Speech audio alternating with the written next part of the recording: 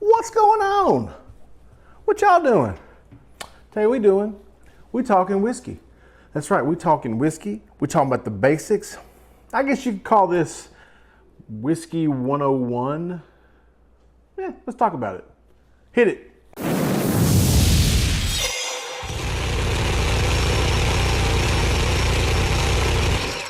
Welcome back to House of Manners. Today's video, we are going to be discussing whiskey at the very core basic of what it is and the different regions that whiskey comes from. This is going to be a very simple introduction to whiskey. So if you are a seasoned whiskey vet, this video may not be for you, but if you've always asked yourself the questions like, all my friends have all these whiskeys, they're always talking about whiskeys, and I really don't know what they're talking about. Today we're going to give you just a very brief introduction into whiskey and all the regions and what each of those whiskeys mean and what they look like, what profiles they have, what are some name brands and signature drinks, and maybe even give you some pairings as well. So let's dive right in. Let's talk about category number one, which is the one everybody knows, especially here in America, bourbon. Now, bourbon is an American-made product. Its main notoriety is out of the great state of Kentucky. For the longest time, it wasn't a quality bourbon unless it came from Kentucky. But I would argue that now the bourbon community has branched out into all 50 states. And there's some really great bourbon distilleries out there making great bottles at different levels all over the country.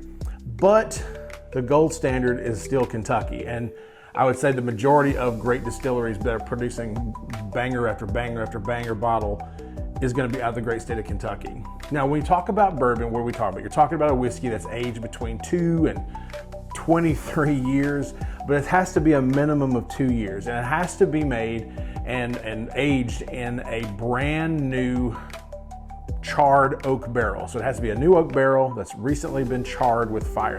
They've burned the inside of it.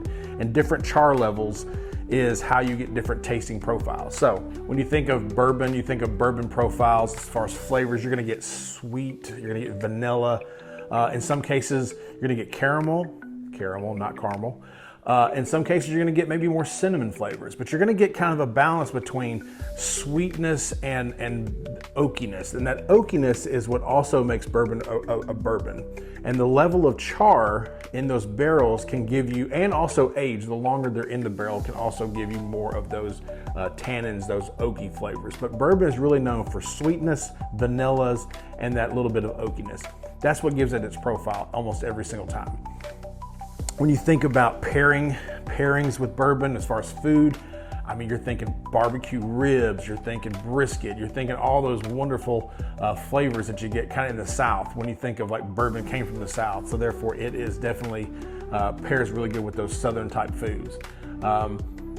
Signature drinks, obviously the old fashioned is probably the most known drink that is mixed with bourbon. And then also the mint julep are probably two of the most noted mixed drinks that bourbon has in them. As far as major brands, there are brands that are all over the country now. And just to give you just a couple, Maker's Mark is a bourbon. Jim Beam is a bourbon. Heaven Hill products, Buffalo Trace. A lot of these are your big name bourbon companies that are putting out bottles after bottles every year. So we're kind of living in the golden age of bourbon, so I would argue that if you are trying to get into bourbon, it's probably the best time you could ever get into bourbon is now. So, but that is bourbon in a nutshell. Now, let's talk about rye. Now, rye whiskey is something that I think a lot of people are afraid of, quite honestly. They tend to be a little spicier and they tend to be a little more complex. And so I think people getting into whiskey really stay away from rye. I know very seasoned whiskey guys that still don't like rye. And I would argue it's just because they haven't really tried the right rye yet. I personally really enjoy rye. In fact, a lot of my whiskey that I have on my shelf are really good, high quality rye whiskeys. So let's talk about rye. So ryes are usually aged like bourbon, 2 to 20 something years. It doesn't matter about the new oak barrels. It can be new oak barrels, it can be used oak barrels, but it typically is oak barrels and what they use. Okay, flavor profile. So with ryes, it's definitely got much more of a spicy punch to it than bourbon does. There's sometimes a bitterness to it a little bit, which can turn some people off. I find it can be really good depending on what I'm pairing it with for the day. If I'm eating or doing other things with it too, maybe a good cigar can sometimes go with it as well. For the most part, I think there's a lot of people that they get this one note in ryes that really turns them off. That's almost like a minty flavor. I would argue that I've drank many ryes that have a little bit of mint, but there's also a lot of ryes that do not have that minty flavor.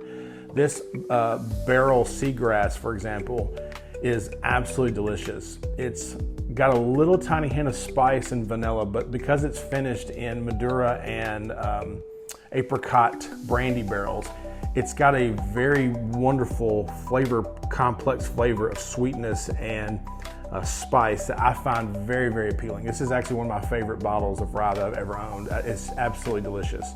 And I find that this is, when I give people this that are really hardcore whiskey drinkers, if I give them this and don't tell them it's a rye, they love it. So I would argue that while I think there's a lot of ryes out there that have that very stereotypical rye flavor of bitterness and mintiness and spice that turns a lot of people off, there are a lot of ryes out there today that are very well done that I think the palate would really enjoy for the seasoned whiskey drinker. Now, when it comes to signature drinks, you're talking about probably the Sazerac or the Manhattan. Those are probably the two biggest drinks that people know that have rye whiskey in it. As far as pairings go, I mean, rye can go with a lot of different things. I think because of the spiciness of rye, I think it goes good with something very sweet. I think this is a good whiskey with like desserts. Pecan pie, pumpkin pie, especially fall dishes. A lot of your fall dishes that have those squash and sweeter dishes, I think rye, because the spiciness really goes really good with that. So I think it's quality. See, if you talk about name brands that I think people would know, Bulleit. I think Bulleit has got a lot of really good rye whiskeys out there. Now Bulleit also has bourbons. They're not, but most of the people that are making ryes, most of them are bourbon forward and they make ryes kind of secondary. I think High West is probably mostly all rye whiskeys. Whistle Pig, I think, is mostly all rye whiskeys. Knob Creek is a Jim Beam brand that makes some really good ryes. So there's a lot of variety out there. Again, we live in the golden age of whiskey. There's so much variety out there, so much to find. That's why I think it's just really important to find somebody that knows a lot about it and you can partner with them and just try new things and just see what you like. I think there's just such I'm a variety person. I love trying new things. I enjoy the process of sitting down and experiencing new things. And so finding things like this that are gems are always very, very pleasing. So that's rye. Now, just to kind of throw in a twist really quick, there is I would categorize this as a second level of bourbon rye, and that is the Burr rye. So I'm not going to get in too heavy of this, but basically it's when you blend a rye and a bourbon together, you get a Burr rye. I love Burr ryes. In fact, some of my favorite whiskeys on the market today are Burr ryes. This one is a little bit harder to find, but if you can find Redwood Empire's Lost Monarch, it's like $35, $40 maybe. Absolutely amazing. It's so delicious, so delicious. So there are things out here like this. I think Knob Creek's got a new Burr rye. It's pretty good.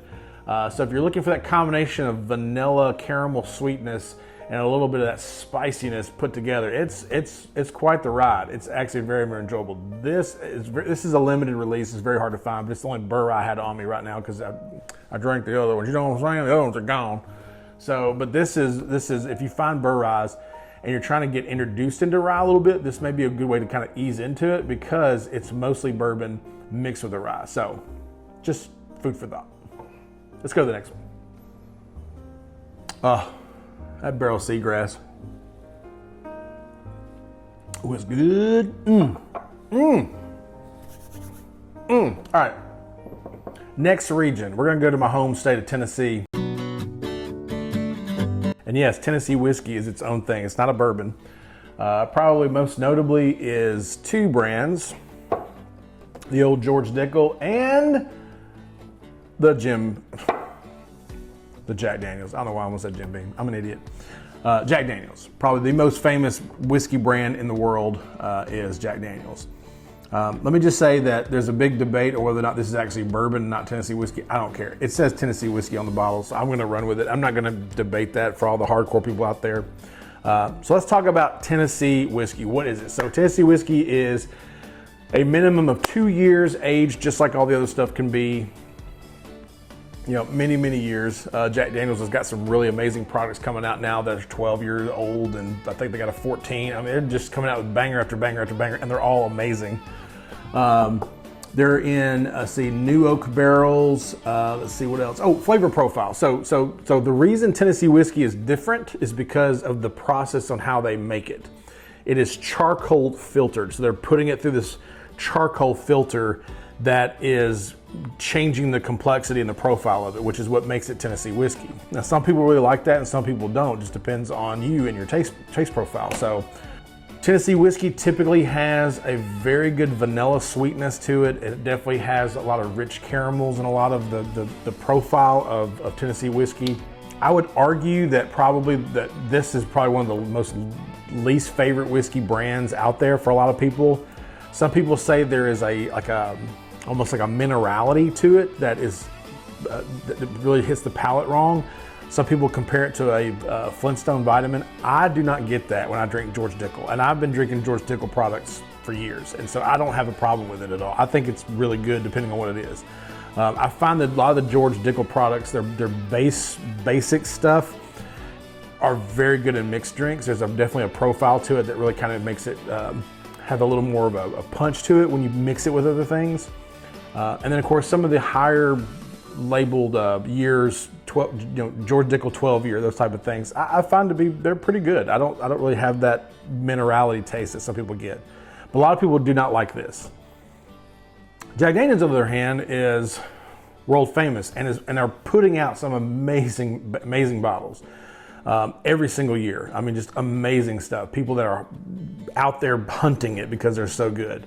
When I think of Tennessee whiskey and pairing, you got to go with Southern barbecue again. Pulled pork and, grilling out with your family, like, grilled chicken, smoked chicken, those type of things. I think Tennessee whiskey is delicious with stuff like that. Most known drinks, obviously the Jack and Coke, Lynchburg lemonade. These are probably the two biggest name brands in Tennessee whiskey. There's definitely other ones, but these are probably the most known is George Dickel and Jack Daniels. So, all right, let's move on to the next one. All right, next, we're moving to the northern region, the Northern Territories. We're going to the old Canada. Dun, da, da. Oh, Canada.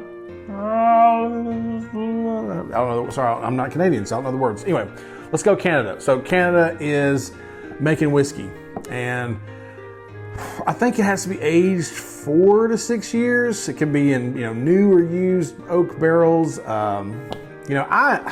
This is probably my least favorite of all the whiskeys. And again, people love Canadian whiskey. I don't want to make it sound like it's terrible. It's not. People love it. Most known brands are Crown Royal, Canadian Club. I'm just not the biggest fan. I find it to be, my palate's really developed to really more higher proof things. So a lot of the stuff that I'm drinking when I think of this, there's just not a lot of punch to it, not a lot of flavor to it. But people would say that it probably has a very light body to it. Gosh, it's very versatile. I mean, I think that I've drank so many Canadian whiskeys over the years, and they're all very different. So I just think it depends on the region they're probably made and those different things.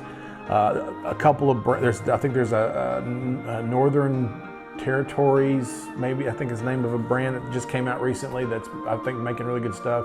Obtainium is a brand that I'm seeing a lot of barrel picks that people are doing that people love. So obviously there's definitely people out there. I mean, my dad was a Crown Royal fan. He loved some Crown Royal. So I mean, obviously they have brands that have been very, very successful and people really like a lot. So it's just my least favorite of all the different regions. I'm trying to think if there is, Seagram's 7 is a Canadian whiskey. I think that is probably the most, Crown and Coke. The Seagram's 7 and 7 is probably one of the most famous Canadian mixed drinks there is. Is there another one? I can't remember. I feel like there was a ginger something. that had Canadian whiskey in it at some point in time. I don't know, I don't remember. But anyway, Canadians making whiskey, and some people really like it. It's not my jam. It's not my jam, but some people love it. And if you're trying to get into whiskey, you need something a little lower proof to kind of introduce you to flavor profiles. You know, Canadian whiskey may be a great place to go. I mean, I cut my teeth on some Crown Royal myself at one time, so it's just a little pricey for what it is, if you get my drift. So anyway, I drank a lot of this when I was in college, and I think I did another video on my college whiskeys, and this was in my college whiskey video. I drank a lot of this in college, and I remember it being so much better than what it is now. And I don't know if they changed the recipe or if something changed with the distillery, because I remember it being good, and I don't know if it's just me or if something's changed, but this is terrible. I mean, it is. It's rough. It's so rough. It's so rough. Let me smell it, because I mean, it smells good. I actually remember when in the video I did, I was like, oh, it smells pretty good. You know what? Let's just try it. Yeah. I just gotta do this.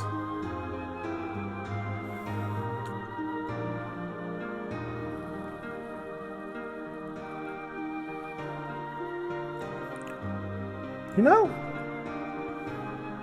that's still really bad. I can't do it, y'all.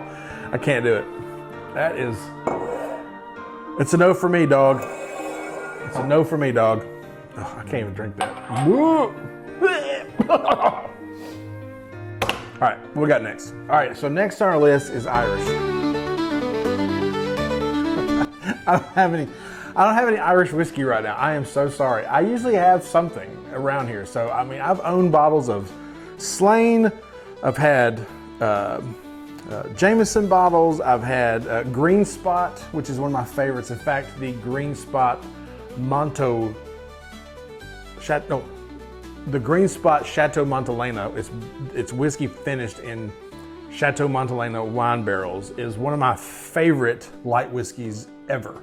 It's so good. I don't have any because I drank it all, unfortunately. So here's a photo of Chateau Montelena Irish whiskey. We'll just keep it up and put it there. It's right here. Okay. So Irish whiskey. Let's talk about Irish whiskey. So Irish whiskey is usually aged 3 to 12 years, something like that. And it's got, let's see. I mean, I'm pretty sure that. I think old bourbon barrels, wine barrels is what it's aged in. Irish whiskey to me always has a great flavor profile of like shortbread cookies, definitely some vanilla sweetness. It's almost like sometimes a cereal honey nut Cheerio kind of thing going on, which is awesome. I'm all about some honey nut Cheerios. I love it.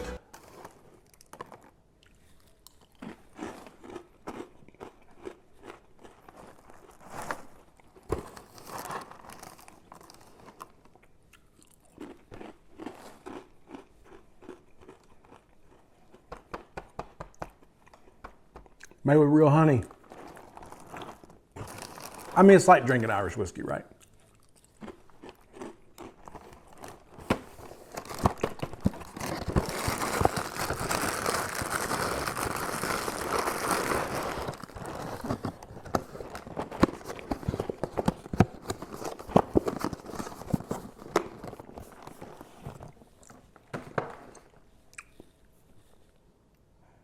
All right, so what does Irish whiskey pair with? I would say anything that's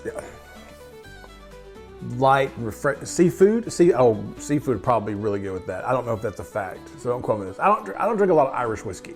It's not that I haven't. I've had bottles. Slane, Green Spot is one of my favorites. I have been looking for a Blue Spot, which is amazing. Everybody says. I have not tried it yet. So Irish whiskey, I mean, it's got definitely usually lighter proof. So I think a lot of people who have a very developed palate, that's probably why they don't tend to go toward Irish whiskey, because there's not a lot of proof to it. So, and when you think of proof, when people throw the word smooth out all the time, ooh, it's smooth, that usually they're referring to the burn of the feel of the burn. Is it burn? Is it that burny alcohol burn? And the less that has, the smoother it is. So the trick is finding a high proof whiskey that doesn't have a huge burn, because then you're gonna get the higher proof, you're gonna get more flavor, you're gonna get more of notes of different flavor profiles of those vanillas, those caramels. You're gonna get more of that. So the trick of finding a really good whiskey is finding a high proof whiskey that doesn't have that burn effect as much.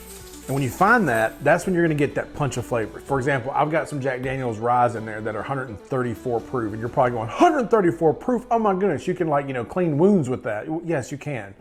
But it doesn't drink that hot. So it doesn't have that hot feel to it. So there's so much more flavor to it, even though it's a higher proof, but it doesn't burn.